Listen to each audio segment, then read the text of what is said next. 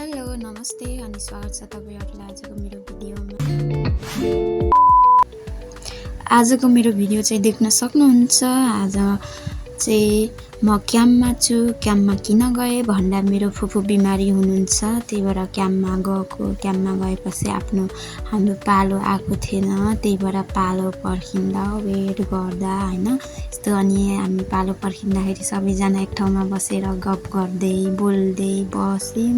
अनि अल्छी लागेपछि बाहिर क्याम्प बाहिर गयौं। यसरी फोटो खिच्यौं, भिडियो बनाउँदै भित्र बाहिर गर्दै भिडियो पनि बनायौं, बाहिर पनि भिडियो बनायौं, फोटो नि यसरी खिचिसकेपछि हामीले सानो भिडियो मैले फेरि बनाए, किनकि आज धेरै लामो त छैन मेरो भिडियो। बिमारी मान्छेलाई लगेको बिमारीलाई केयर गर्नु पर्यो, हेर्नु पर्यो हैन, भिडियो बनाएर मात्रै हुँदैन। त्यही पनि मैले सानो छोटो भिडियो लिएर आएको छु।